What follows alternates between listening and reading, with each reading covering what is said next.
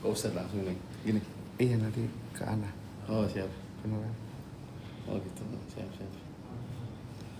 Ana duduk pas.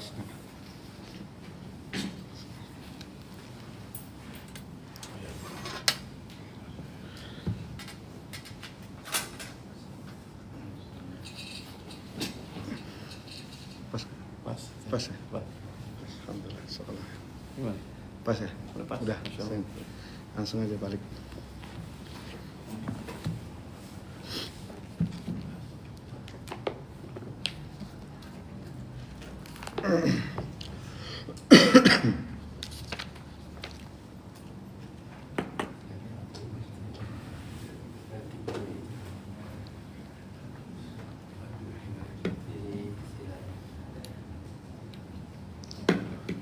Bismillahirrahmanirrahim. Assalamualaikum warahmatullahi wabarakatuh. Alhamdulillahirabbil alamin. Wabihi nasta'inu ala umuri dunya waddin.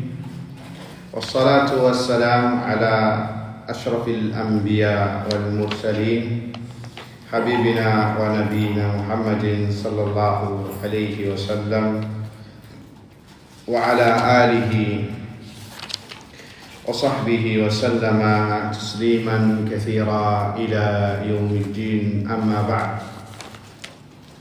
Allahumma la sahla illa ma ja'altahu sahla wa anta taj'alul huzna idza syi'ta sahla.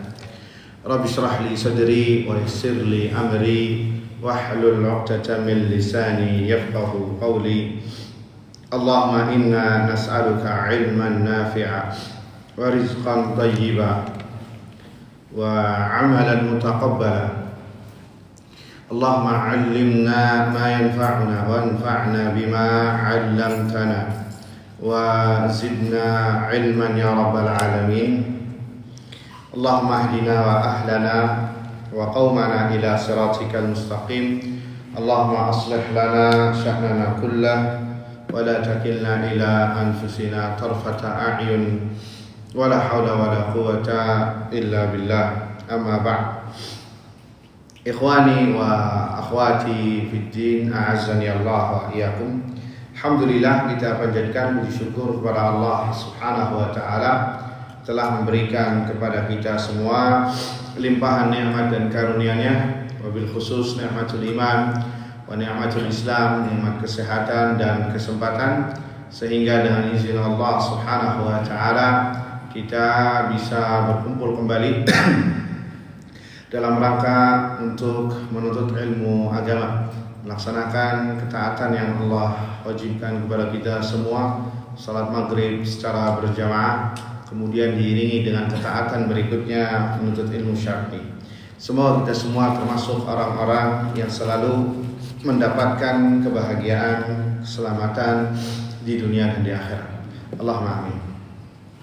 Salawat serta salam kita haturkan kepada Nabi kita Muhammad sallallahu alaihi wasallam, kepada keluarganya, kepada para sahabatnya, dan yang setia meniti di atas sunnahnya hingga hari kiamat kelak. Allahumma amin. Sudah jamaah agak flu ya.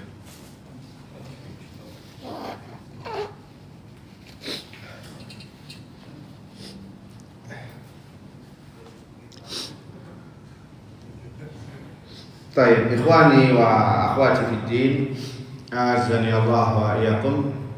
Melanjutkan pembahasan kitab Fiqh Sirah An-Nabawiyah, Fiqh Sirah Nabawi karya Dr. Profesor Dr. Z, atau yang disusun bahasa lebih tepatnya ya, karena banyak yang menyusun sirah dan bukan karangan ya, kan tapi menyusun dari hadis-hadis yang valid, bersumber dari referensi yang valid, yang disusun oleh Profesor Dr. Zaid bin Abdul Karim Al-Zaid hafizahullahu ta'ala, masih berkenaan dengan Perang Badar ya.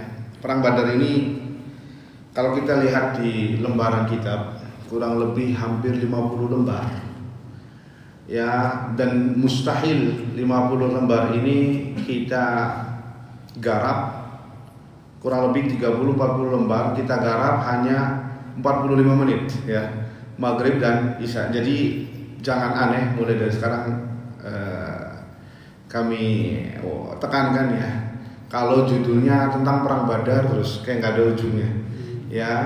Memang pembahasannya panjang, ini baru ceritanya, belum lagi fawaid nantinya yang bisa kita ambil dari kisah perang Badar ini. Jadi jangan bosan kalau judul flyer yang disebar isinya tentang perang Badar bagian ini ya, kayak episode sinetron ya. Jangan, insyaallah mudah-mudahan tidak demikian. Taib ikhwan fillah azani Allah wa iyyakum. Dan terkadang kita membahas satu poin kayak kemarin, akhirnya kita kemana-mana bahas salat tahajud ya, bahas masalah salat berjamaah, salat subuh ya. Karena itu fawaid yang subhanallah terbuka tatkala kita membahasnya. Bima fatahallahu alaina, sesuai yang Allah buka untuk kita agar kita bisa ambil faedahnya. Dan ini manfaat ya majalisul ilm. Terkadang ada satu nuktah, satu poin yang mungkin tidak terbesit sama sekali, subhanallah yaftahullahu alaih, Allah bukakan satu bab dari pembahasan bab ilmu yang bisa dijadikan sebagai bahan renungan ataupun bahan faedah yang mudah-mudahan bisa diambil manfaatnya dalam kehidupan sehari-hari. Ikhwani fiddin, azani Allah wa iyyakum. Ya, masih kita lanjutkan tentang di malam ke-17 Ramadan, di malam Jumat ya. Saya ulangi lagi, asabal muslimina nu'asun. Kaum muslimin merasakan ngantuk yang menimpa mereka sehingga mereka tidur ya. Dari Ali bin Abi Thalib radhiyallahu anhu mengatakan, ma kunna fina farisu yawma badrin ghairal miqdad wa laqad ra'aytuna wa ma fina illa na'imun illa Rasulullah sallallahu alaihi wasallam yusalli tahta syajarah hatta asbah ya. Kata Ali bin Abi Thalib radhiyallahu anhu ya, tidak ada seorang penunggang kuda pun di hari Badar kecuali Miqdad. Dan walaqad ra'aituna, dan kami melihat kepada kelompok kami, wa ma fina illa naim, semuanya tertidur kecuali Rasulullah sallallahu alaihi wasallam.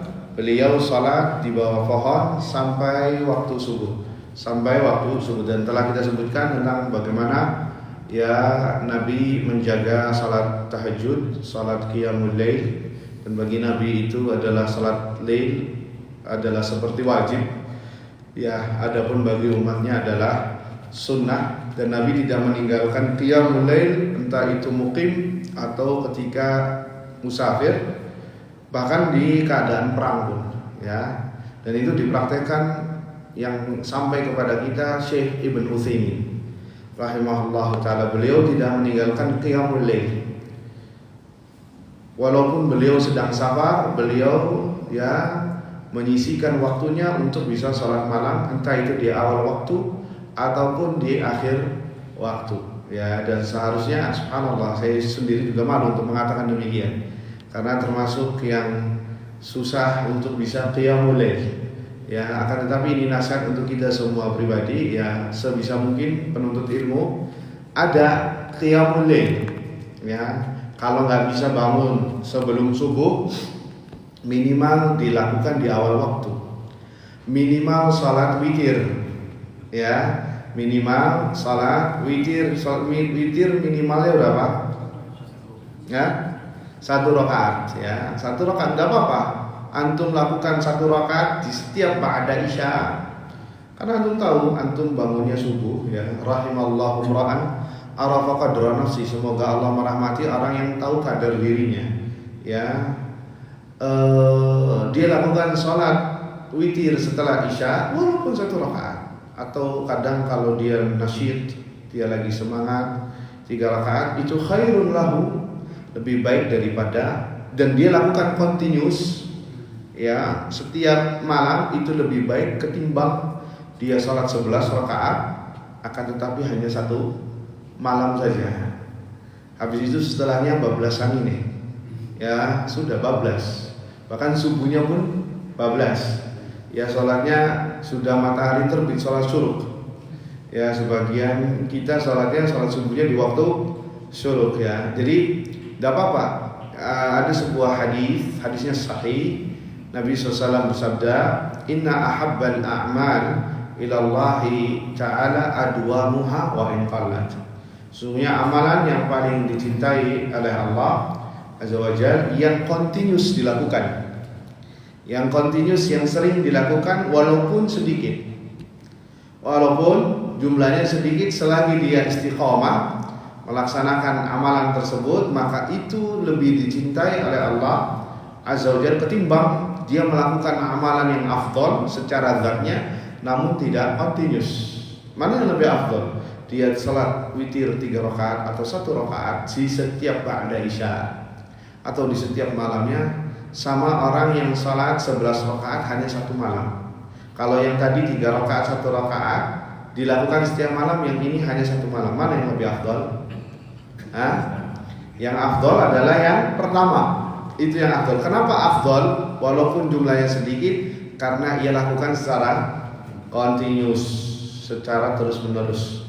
Itu yang afdol. Mana yang afdol? Puasa Daud atau puasa Senin Kemis secara zatnya? Puasa Daud atau puasa Senin Kemis? Puasa Daud. Tapi kalau kita lihat praktek di lapangan, ada yang puasa Daud cuman bertahan seminggu, sama orang yang continuous puasa Senin Kemis di setiap pekannya. Mana yang afdol dari 2 orang ini? Yang Senin Kemis. Padahal Senin Kemis secara zat itu mafdul ketimbang puasa Daud. Iya apa tidak? Tapi karena dikerjakan secara continuous, maka orang ini yang jauh lebih afdol ketimbang yang tidak continuous walaupun dia melakukan amalan yang afdol secara zatnya. Bisa dipahami? Ini sebuah barometer ya. Apapun yang dilakukan istiqomah, ya secara istiqomah walaupun jumlahnya sedikit, itu afdol di sisi Allah Subhanahu wa taala. Entah itu puasa, sedekah, ya, kemudian membantu orang lain walaupun jumlahnya sedikit. Ya, semua yang dilakukan secara continuous itu akan bernilai di sisi Allah Subhanahu wa taala. Baik, ikhwan fillah azani Allah wa iyyakum. Jangan panjang-panjang lagi ya, takut 12 sampai isya nih. Dari kemarin ini terus yang dibahas. Wa ba'atha, kemudian ikhwani rahimani wa rahimakumullah jami'an. Kita lanjutkan kembali ke pembahasan kita. Kata Syekh hafizahullah taala menyebutkan tentang riwayat perang Badar. Wa ba'atha Ima'un ibn Rukhsah al-Ghifari ila Quraisy bi Jazair ahdaha lahum ma ibnihi. Ya, kemudian Ima ibn Rukhdah atau Ruhdah al-Ghifari diutus kepada orang-orang Quraisy untuk membagikan hadiah. Kemudian dia berkata, ya, in ahbabtum an namuddakum bisilahin wa rijalin fa'alna. Jika kalian suka, maka kami akan mempersiapkan pedang dan pasukan. Niscaya akan kami lakukan. Fa arsalu ilaihi ma'a binihi an wasalatka rahim. Karena itu mereka mengutusnya dan anaknya agar menyambung satu rahim. Wa qad qadaitu allazi 'alaika, dan aku telah melaksanakan apa yang ditugaskan, kata Ima ibn Ruhdah al-Ghifari. Kemudian beliau ngasih pesan nih kepada Quraisy. Apa pesannya? Wala amri, dan demi apa ya, artinya sumpah ini. Aku bersumpah, la in kunna innama nuqatilun nas fama bina min dha'fin anhum. Ya, sekiranya kami memerangi manusia, berang secara umum, kami nggak bakal lemah karena sudah teruji Quraisy. Ya, kami sudah tidak bakal lemah, pasti menang. Wala in kunna innama nuqatilullah kama yaz'umu Muhammadun. Ya, tetapi wahai Quraisy, kalau kita memerangi Allah sebagaimana keyakinan Muhammad, fama li ahadin billahi min taqa, maka tidak ada satu orang pun yang mampu mengalahkan Allah. Seakan-akan ini pesan tersirat kepada orang Quraisy, coba ente pikir ulang ini. Ente ini akan memerangi bukan sembarang golongan. Mereka yang mengusung ya Allah sebagai Tuhannya, sehingga tatkala kalian memerangi mereka hanya karena perbedaan masalah peribadatan, ente Lata wal Uzza dan mereka menyembah Allah, hati-hati kalian menyerang Allah dan tidak ada orang yang bisa menang menyerang Allah. Artinya ini pesan yang disampaikan kepada Quraisy agar menjadi bahan renungan. Ya, coba pikirkan ulang. Dan ini bisa jadi adalah sebuah ketakutan yang Allah selipkan kepada musuh-musuh Nabi SAW. Ya, karena Nabi pernah mengatakan dalam sebuah hadis, di antara keutamaan, keistimewaan Rasulullah SAW atas para nabi lain, nusirtu birrabbi masirata syahrin. Aku dimenangkan oleh Allah dengan diselipkannya ketakutan di dalam dada-dada musuh. Ya, sebenarnya orang Quraisy ini takut sekali. Cuman karena kesombongan mereka, kegengsiannya mereka, nanti kita akan sebutkan di antara khutbahnya Utbah ibn Rabi'ah dan bagaimana keras kepalanya Abu Jahal untuk ya terus maju perang. Utbah bin Rabi'ah, udah deh kalian perang, mundur aja. Mundur, kalian ini akan memerangi sebuah kaum yang sangat cinta sama Muhammad. Kalau Muhammad dicederai, hati-hati, ente yang nggak bakal lolos. Utbah sampai ngomong kayak gitu. Tapi Abu Jahal kekeh, tidak ada yang boleh pulang ke Mekah sampai Allah menentukan apakah pihak kita atau pihak Muhammad. Ya, intinya bahwa ini sudah ada terselip ketakutan di dada-dada mereka. Cuman sama mereka ditutup-tutupi gengsi. Kenapa? Bangsa Quraisy ini ya istilahnya kita di sini bangsa ningrat, bangsawannya bangsa Arab. Sehingga kalau mereka balik tanpa perang, apa kata dunia kalau kata orang sekarang? Apa kata orang lain nanti kayak bangsa lain? Wah, bakal menjadi aib besar bagi Quraisy. Ya, inilah kegengsian sehingga mengalahkan ketakutan. Akhirnya ayuhal ikhwah, hadirin wal hadirat yang semoga dirahmati Allah Subhanahu wa taala, ba'atha al-kuffar Umairah ibn Wahb al-Jumahi, dan akhirnya orang-orang kafir Quraisy mengutus utusan delegasi Umair ibn Wahb al-Jumahi. Dan Umair ibn Wahb al-Jumahi di akhir pesannya beliau mengatakan sama seperti perkataan Ima ibn Ruhbah al-Ghifari.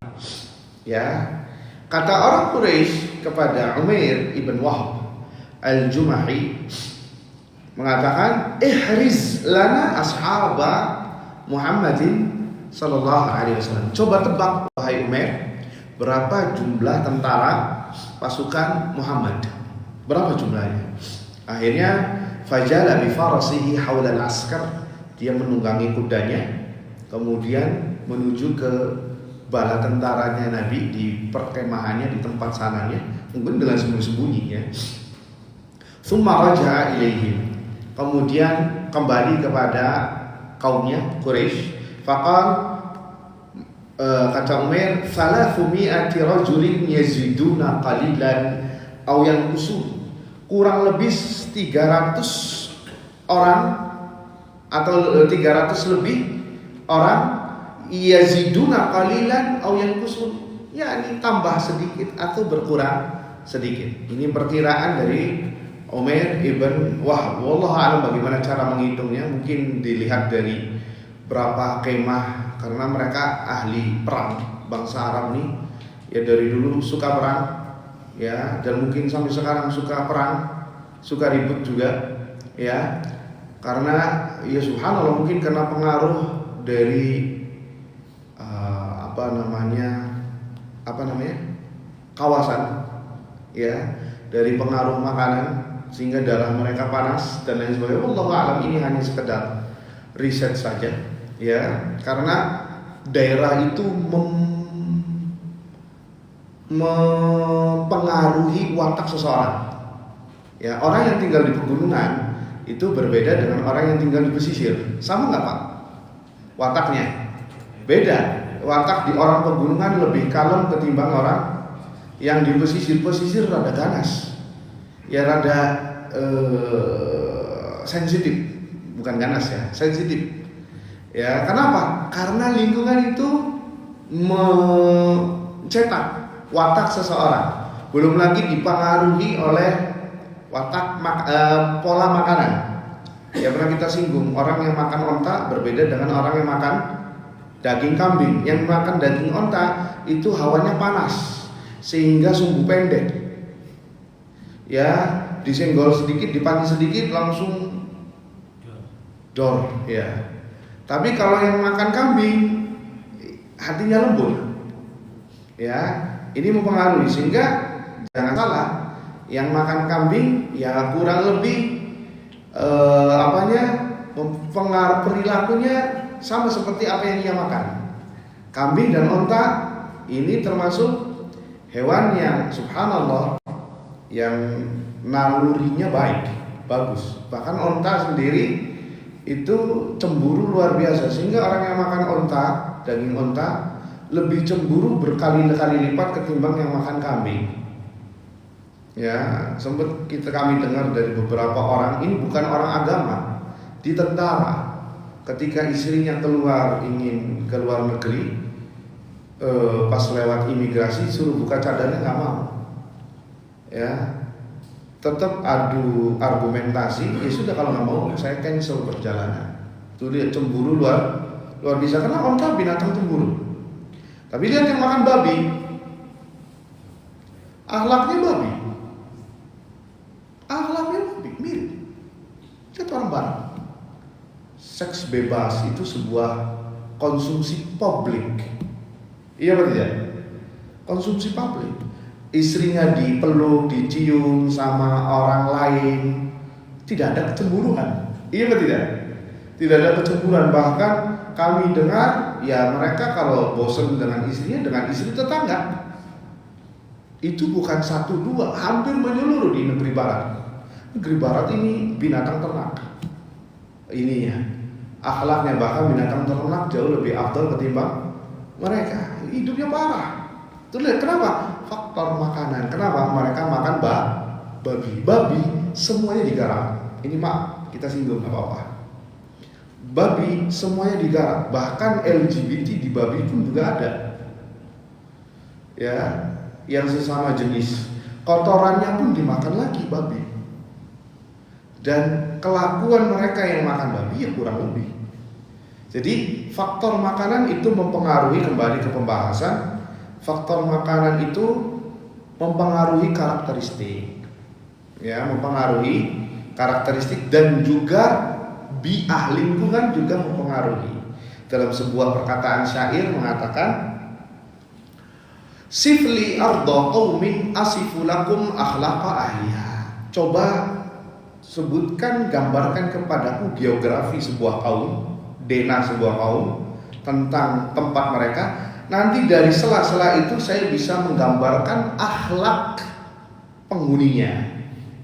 Ya, akhlak penghuni pegunungan seperti ini. Nah, di Arab padang pasir, Pak. Padang pasir hawanya panas, hawanya gersang. Maka kurang lebih berbeda wataknya Arab sama wataknya kalau dibandingkan dengan orang Asia. Iya atau tidak? Orang Asia lebih kalem, lebih lembut, lebih apa. Tapi bangsa Arab wataknya padang pasir. Apa padang pasir? Tegas, wibawa. Kalau ngamuk jangan ditanya. Ya ini, afwan, saya tidak mencela dan tidak memuji. Ya ini secara umum seperti itu.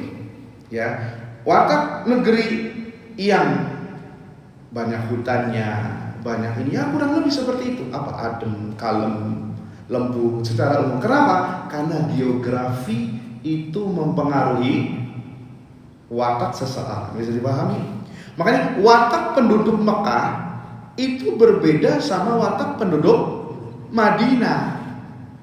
Watak penduduk Mekah itu kasar-kasar sampai sekarang, Pak. kasar. Antum kalau nawar dagangan di Mekah, dia amuk sama pedagangnya. Ya, kenapa? Tipikal mirip seperti Abu Jahal itu masih ada sisa. Sampai ke sebagian orang mengatakan, kenapa penduduk Mekah orangnya rata-rata agak sedikit judes, kasar? Karena mereka yang mengusir Nabi Muhammad. Walaupun ini tidak ada dalil, sekali lagi ini hanya murni pendapat. Pendapat bisa diterima, bisa ditolak. Ya, penduduk Mekah rata-rata kasar karena mereka mengusir Nabi Muhammad SAW, sehingga perangai kasar itu masih ada. Antum lihat orang penduduk Mekah, hatta orang yang alim, emang seperti itu wataknya.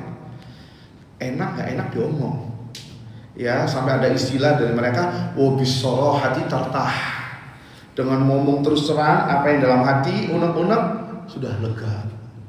Ya, mau omongannya nyelekit, menusuk hati, ya. Yang penting kalau sudah diomongin beres. Tapi mereka keutamaannya nggak nyimpen di hati.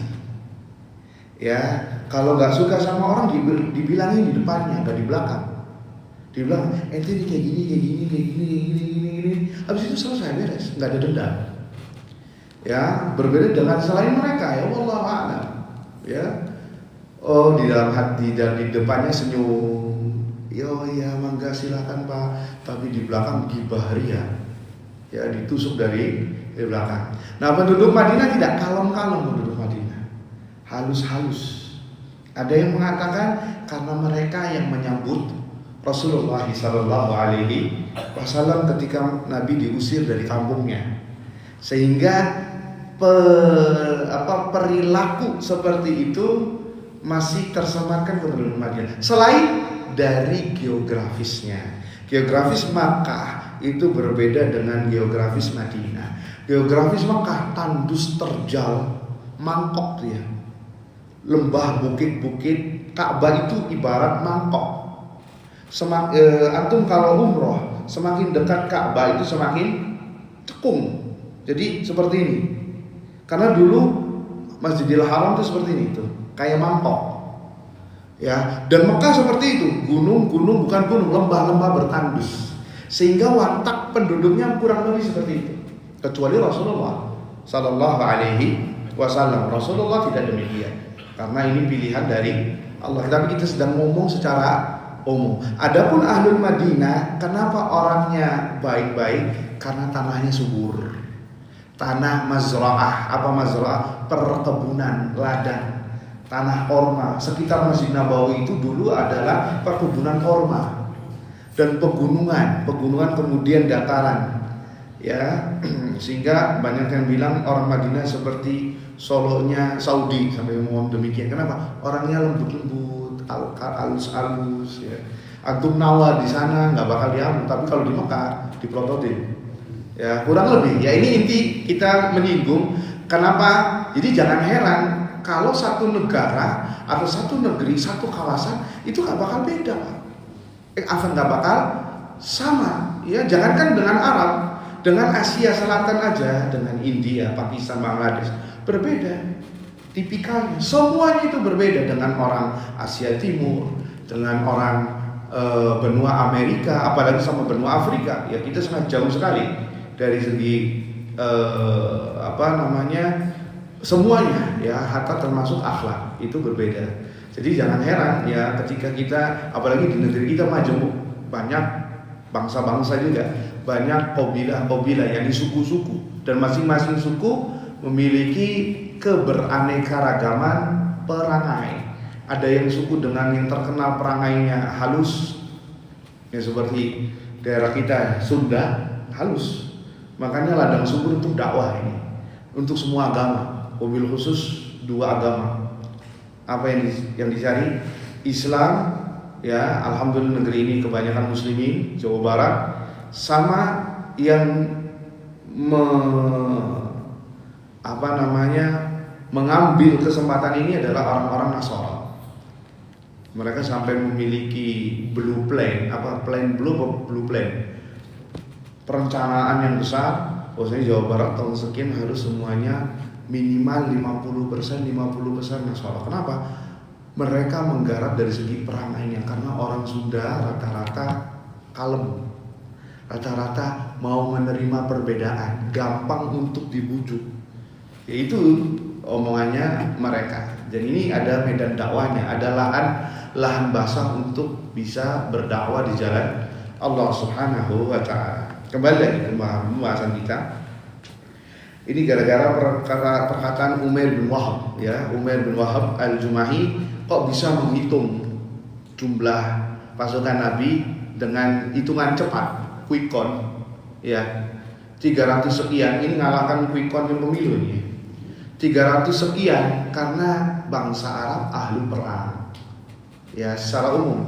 Ya, sebelum zaman jahili, sebelum datangnya Islam, memang mereka juga perang, sehingga tahu nih taktiknya. Oh, sekian kurang lebih. Ya. Tsumma raja'a ilaihim. Kemudian walakin amhiluni hatta anzura lil qaumi kamin au madad.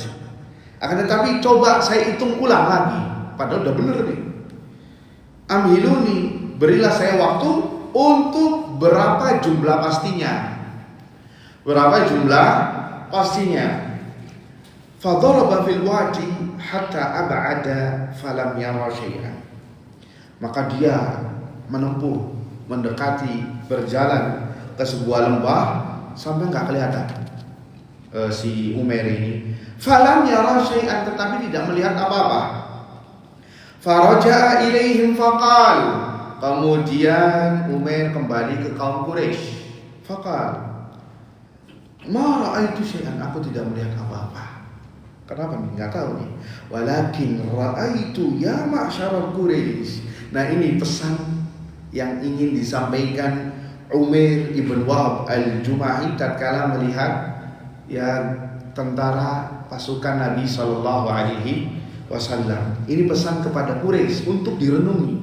Walakin ra'aitu ya ma'syaral Quraisy, akan tetapi saya melihat wahai kaum Quraisy, al-balaya tahmilul manaya.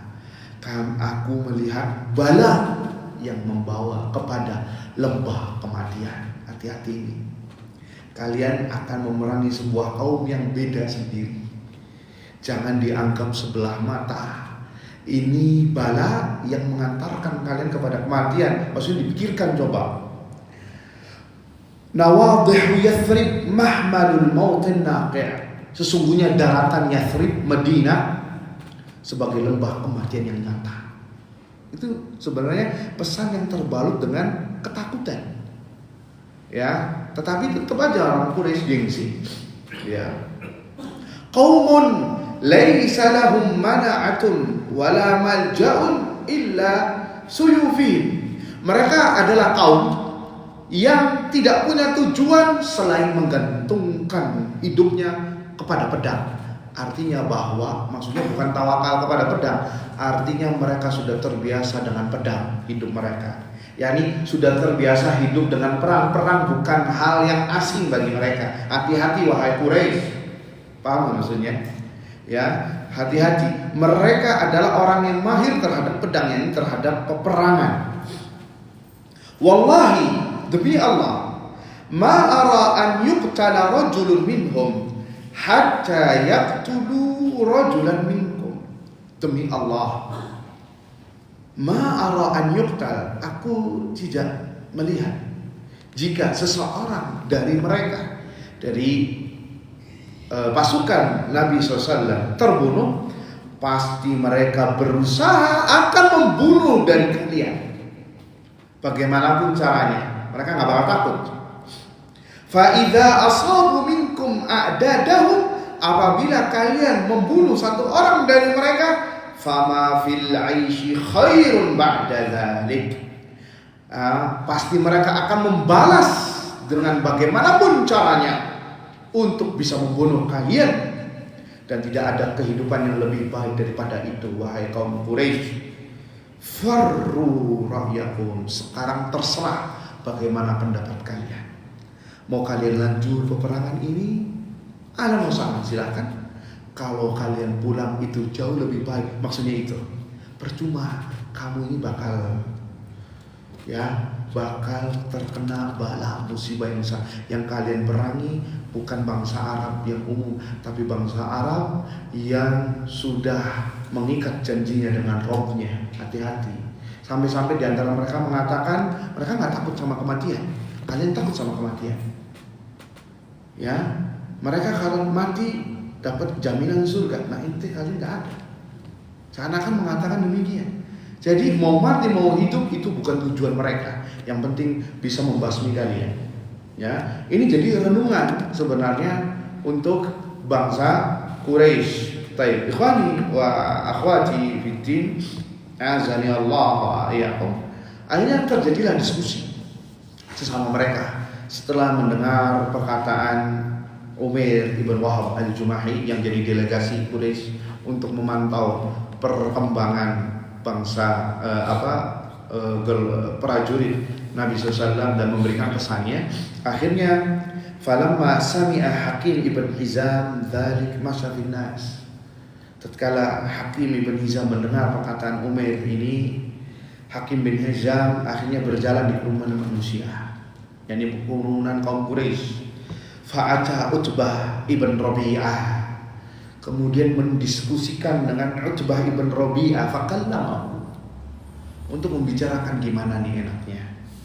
Apakah kita perang atau lebih baik mundur deh? Lebih baik yakni pulang ke Mekah, jangan melawan gengsi. Intinya ini yang diperbincangkan oleh Hakim ibn Hizam ya, kepada Utbah ibn Rabi'ah. Ya, tujuannya apa? Liyarji'a bin nas, agar manusia balik. Itu lebih baik, lebih afdol ketimbang menahan gengsi tapi mati konyol. Istilahnya seperti itu.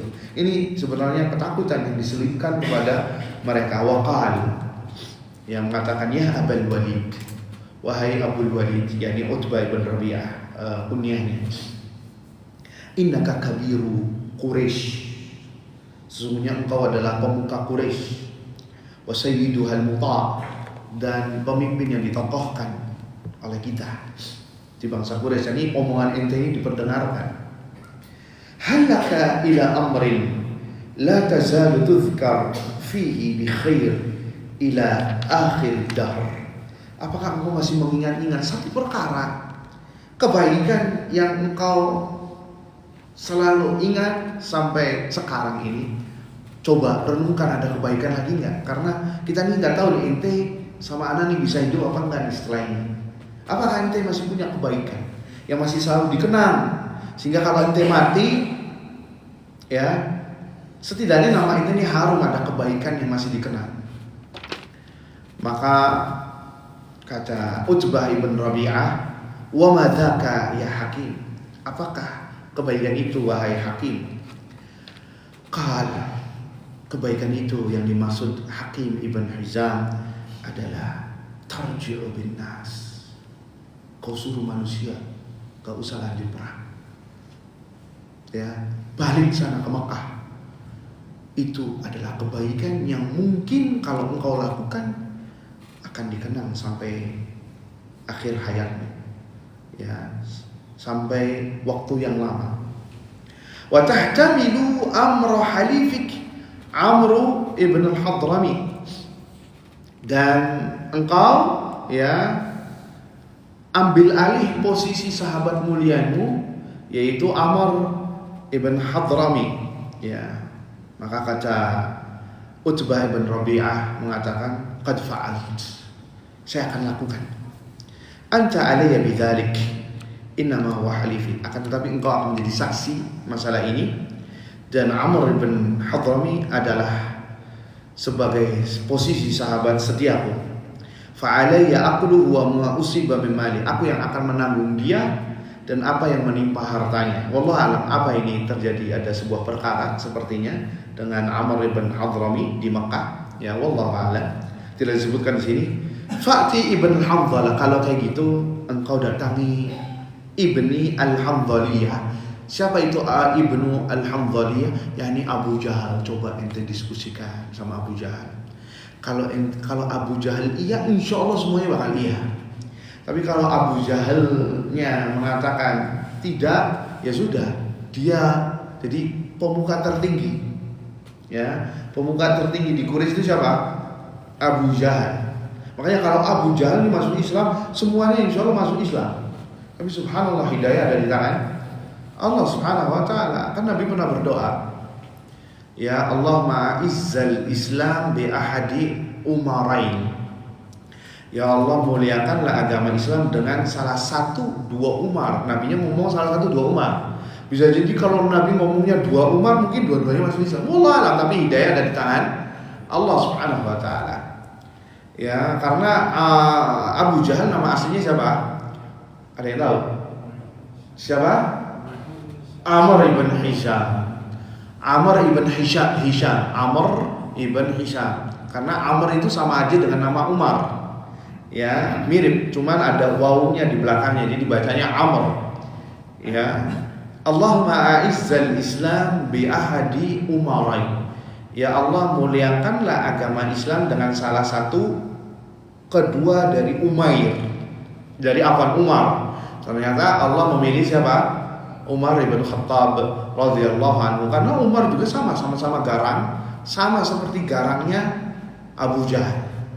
Ya, termasuk Umar yang memusuhi Rasul SAW sebelum masuk Islam, bahkan mau membunuh Rasul alaihi salatu wassalam. Tapi di sela-sela itulah Allah ngaselipkan hidayah sehingga ya Umar mendatangi Rasulullah di rumah Arqam ibn Abi Arqam ya untuk memeluk dan bersaksi dua kalimat syahadat di hadapan Nabi sallallahu alaihi wasallam. Para sahabat sudah mau menghunus pedangnya karena dikabarkan kabar viral Umar lagi mencari Rasulullah untuk dibunuh. Ya, Umar mencari Rasulullah untuk dibunuh. Ternyata Allah berkehendak lain. Di tengah-tengah itulah beliau ya mendengar surat Toha yang dibaca oleh saudarinya dan iparnya, sehingga beliau terkena hidayah. Wallah, ini bukan perkataan manusia, ini perkataan Allah Azza wa Jalla, perkataan Allah ini. Wa inna la halawa, sungguhnya ini ada rasa manis yang luar biasa dari perkataan ini, bukan perkataan orang. Akhirnya beliau disuruh berwudu, ya. Wallahu a'lam apakah dia suruh masuk Islam atau kemudian diperlihatkan mushaf. Ya, diperlihatkan mushaf dan beliau sedikit membacanya dan ternyata ya iman disitulah masuk.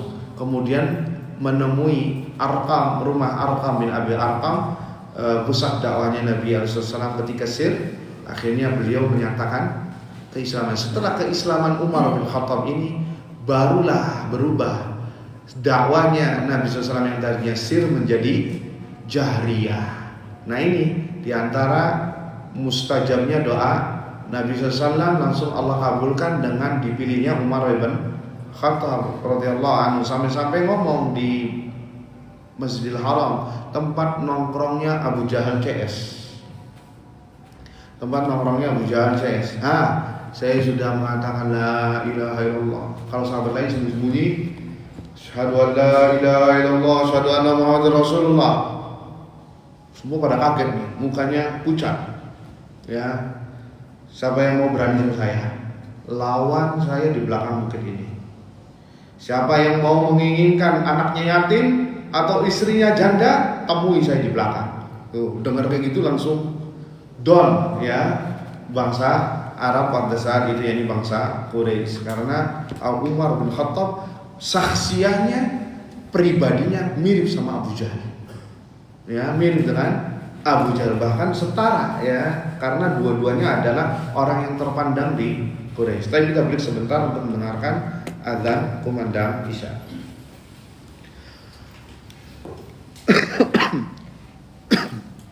Abu Muhammad, gambarnya masih sesuai nggak? Sesuai? Enggak. Allahu Akbar. Allahu Akbar.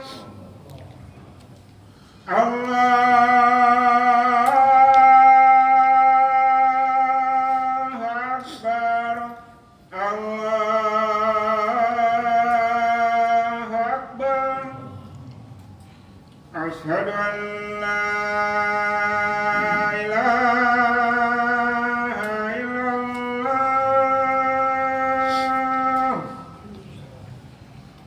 Asyhadu an la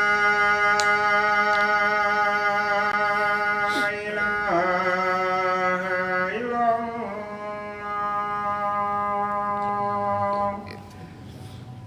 Asyhadu anna Muhammadar Rasulullah.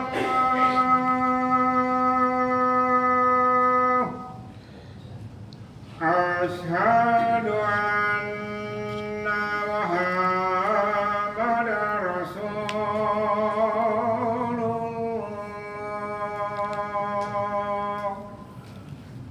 Hayya 'alas shalah.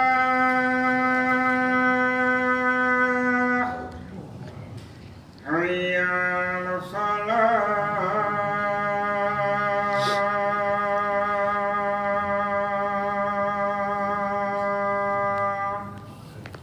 Hayya 'alal falah.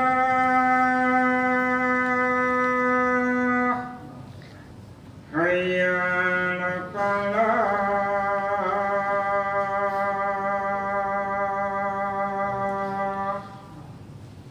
Allahu Akbar. Allahu Akbar. La ilaha illallah.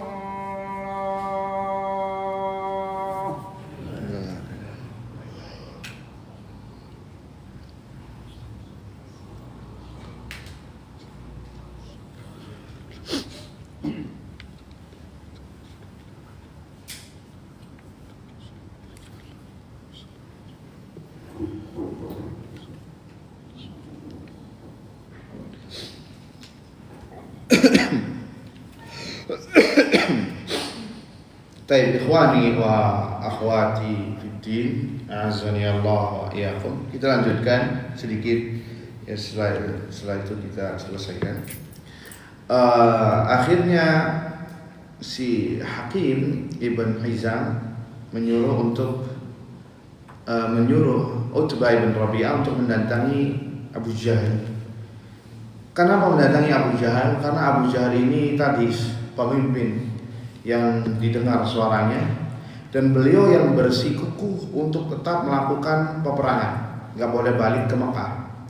Fa inilah aksanya syura amrun nasi ghairahu, ya, karena Abu Jahal ini orang yang bersikeras untuk tetap terjadinya peperangan.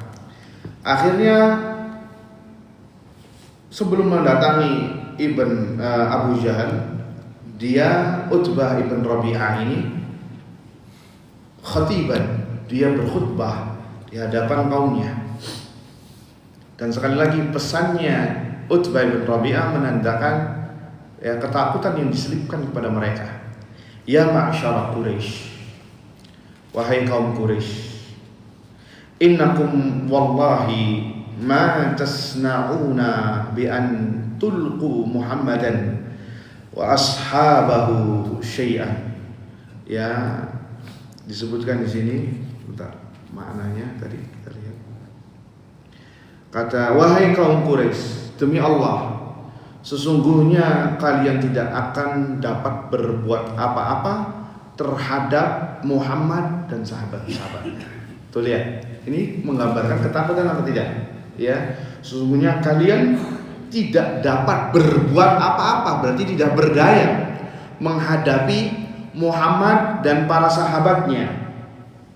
Wallahi, demi Allah, la in asabtumuhu, sekiranya kalian mencederai Muhammad sallallahu alaihi wasallam, la yazalu ar-rajulu yanzuru fi wajhihi rajulan yakrahu an-nadharu ilaihi.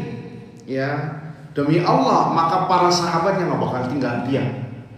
Para sahabatnya akan melihat kalian dengan pandangan kebencian, seperti halnya seseorang memandang kebencian terhadap pembunuh saudaranya, atau pembunuh ponakannya, atau pembunuh salah satu dari keluarganya. Nggak bakal didiamkan sama sahabat Nabi kalau kalian benar-benar berani mencederai, dan bukan membunuh, baru melukai, mencederai Muhammad Muhammad ini punya pasukan yang siap berani mati, maksudnya hati-hati. Ya. Kemudian apa kata Utbah, ini inti pesannya. Farji'u, sudahlah, pulanglah kalian. Ya. Wa khallu baina Muhammadin wa baina sairil Arab. Tinggalkanlah perkara Muhammad, biarkanlah dia berkecamuk dengan bangsa Arab yang lain, yakni qabilah-qabilah yang lain. Fa in asabuhu bidzalik fadzalika alladhi aradtum. Kalau nanti Nabi Muhammad kena apa-apa, yakni mati terbunuh, itu yang kita inginkan, tapi bukan lewat kita. Ya. Wa in kana ghaira dzalik, akan tetapi jika memang keadaannya demikian, alfaqum walam taridu minhu ma turidun, kalian masih bisa berteman, berinteraksi dengan mereka walaupun itulah yang tidak kalian inginkan. Kemudian kata Utbah ibn Rabi'ah, ini juga pesan yang terselip tentang masalah ketakutan. Inni ara aqwaman mustamitatan, sesungguhnya aku melihat sebuah kaum yang keras kepala. Yani keras kepala, keras pendirian maksudnya. Yani pendiriannya kuat. La tasiluna ilaihim, kalian tidak bisa menyamainya dalam bab ini. Dalam bab masalah akidah, keyakinan, ya, kalian belum sama dengan mereka. So ini kejujurannya Utbah bin Rabi'ah. Ya, wa fiikum khair, padahal kalian juga punya kebaikan. Ya kaum, wahai kaumku, ursubuhal yaum bi ra'si. Terserah kalian mau menorehkan di wajahku, di kepalaku, dan katakanlah terserah kalian jubna Utbah penakut, Utbah pengecut, terserah, tapi saya ngomong jujur dalam bab ini. Ya, wa antum ta'lamun anni lastu bi'ajbanikum, dan kalian tahu siapa aku bukan orang yang pengecut. Tapi dalam hal ini beliau berkata jujur. Tuh lihat, ketakutan ar-ra'b, ya, yang diselipkan di dada-dada musuh. Lihat sampai berkhutbah demikian, dan Utbah nggak malu ngomong kayak gini. Dan subhanallah terjadi apa yang dikatakan Utbah dalam perang Badar. Akhirnya ayuhal ikhwah hadirin wal hadirat, semoga dalam hati Allah azza wajalla, maka Hakim mengatakan, Hakim bin Hizam tadi, fantalaqtu fa'ataitu Abu Jahal. Aku mendatangi Abu Jahal setelah khutbahnya Utbah ini. Faqultulah, aku mengatakan, inna Utbah arsalani ilaika bikadza wa kadza. Utbah menyuruhku untuk mendatangimu dengan ini, yakni pesannya Utbah tadi, supaya pulang dan nggak usah berperang dengan Muhammad. Toh barangnya kita juga onta-onta udah diselamatkan oleh Abu Sufyan, ngapain juga? Maka apa kata Abu Jahal ini? Lihat kesombongan, kegengsian Abu Jahal. Ya, intafakh wallah saharahu hina ra'a Muhammadin wa ashabah. Jangan didengar omongannya Utbah, singkirkan jauh-jauh. Demi Allah, Muhammad telah menyihir dia. Tuh lihat, yang dituduh siapa? Nabi SAW. Dia terkena sihir tatkala melihat Muhammad dan pasukannya, sehingga dia cemen bahasa kitanya, sehingga dia menjadi gentar, penakut. Kalla wallahi la narji'u hatta yahkum Allahu bainana wa baina Muhammad. Demi Allah, kita gak bakal pulang ke Mekah sampai Allah memberikan ketentuan, entah untuk kita atau untuk Muhammad. Ya, entah untuk kita atau kepada Muhammad. Siapa yang menang? Ayo kita mati-matian, kata Abu Jahal. Jangan dengarkan Utbah. Utbah itu sudah disihir sama Muhammad sallallahu alaihi wasallam.